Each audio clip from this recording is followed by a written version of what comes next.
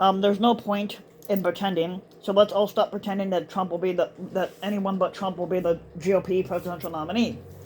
Now, GOP voters don't want generational change and moving forward, but being a maggot means bitterly clinging to the past. Now, it appears that nothing will derail the mainstream media fantasy that the 2024 Republican presidential primary contest is going to be competitive, and that the former squatter Donald Trump may even lose to one of his younger challengers. Now, the Satanists, the super PAC scrapes Trump and the Satanist of super PAC scrapes Trump in his first TV ad, and it triumphed the headline at Axios over an article that promised a vicious fight between Florida's governor Ron DeSantis and the fat fuck Trump. Um, the fat fuck Trump or DeSantis, Democrats aren't sure who they'd rather see Biden face in 2024, reads a headline at NBC News which misleadingly implies that Democrats have any say in a contest solely decided by Republican voters. Now, Trump's flat fundraising and Haley's big donors declared an NBC News headline suggesting that former United Nations Ambassador Nikki Haley's campaign could give Trump a run for his money. And she's another fucking dumbass anyway. Now, Tim Scott goes positive and hopes that his party will come along. And nobody wants him either. Now, the last one is especially a perfect example of how misleading this coverage is going to be. And not only is it wrong to suggest that that Scott has a snowball's chance in hell at the GOP primary, but it's also flat out untrue that there's anything positive about his campaign.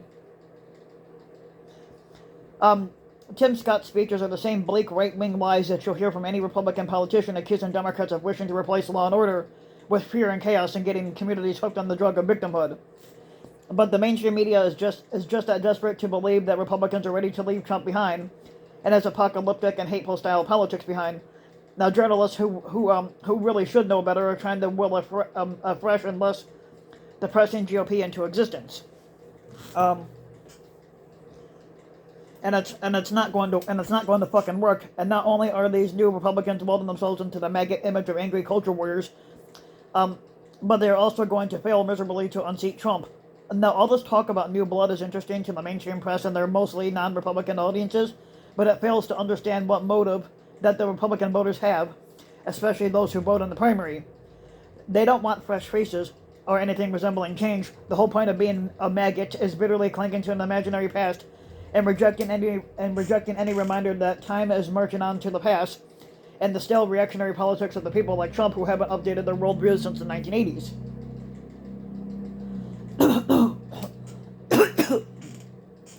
Now, Now, it's silly to imagine any of these younger.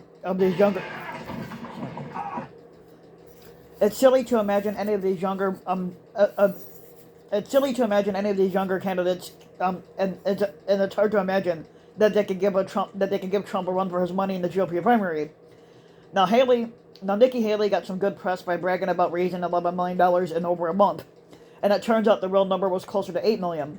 Scott can't get much attention at all, except that when he's bumbling an answer about abortion, and the more people see DeSantis, the less they like him, as his plummeting poll numbers and increasingly dry fundraising apparatus show. Now, realistically, the polls are where they have been for a couple of years. Trump is the front runner in the GOP primary race, and no one else is even fucking close, and that's not going to change the inbred maggot base. Now, the press struggles to understand this for a sympathetic reason. It continues to be hard to understand why Republican voters prefer Trump when he doesn't offer them anything. And for one, Trump is a criminal and his legal situation is likely to get only worse, making him even more poisonous to those general election voters that Republicans are supposedly trying to win over. But also, Trump's clownish behavior has only grown worse since he left office in disgrace. He rambles incoherently on any given day, telling bizarre stories that he obviously made up, such as all the municipal workers supposedly weeping uncontrollably at his arraignment, which they weren't. And even when you can figure out what the fuck is going on and what the fuck he's talking about, he's invariably whining. He also just seems tired and cranky all the time, like he needs a fucking nap more than he needs another campaign event. And perhaps, however, it's not that voters are overlooking how Trump is a miserable grump. It is exactly his appeal. The maggot community is a bunch of people who are consumed with an obsessive anger that the world just keeps on changing without their permission. That's why all the focus is on banning books and harassing the people in drags. It's a bunch of angry, mostly elderly people who cannot believe that time is allowed to keep marching on, so they want to punish the youth for the crime of being young. Now, cranky, tired, and whiny Trump is a perfect avatar for maggots. It's not a movement that wants to turn a page or move into the future. They are people who want to join Trump in spending the rest of their days yelling at the kids to get off their fucking lawn. Even the Satanist who is willing to channel that vengeful old man energy will invariably fall short. He has prematurely aged himself, but he's only in his 40s, and there's always an outside chance that he once enjoyed a hip hop tune. And why take that risk? They can fucking have Trump for all they want. He is authentically angry that the architectural styles weren't frozen at the time of his birth in 1946. Now, thankfully, Trump's grumpy old man act as a liability in the general election. It's also clear that most of his voters don't care that he's unpopular. On the contrary, that's also part of his appeal. They hate the rest of us, and inflicting Trump on us is seen as an act of revenge. Now, Talking Points memo founder Josh Marshall got frustrated with the press over the weekend for continuing to bamboozle folks about the real nature of the GOP presidential nomination contest. Now, perhaps it seems like an overreaction, and you may wonder what the harm is. If the press overhypes the chance of a competitive GOP primary, you may even tell yourself it's no different than what sports journalists embellish.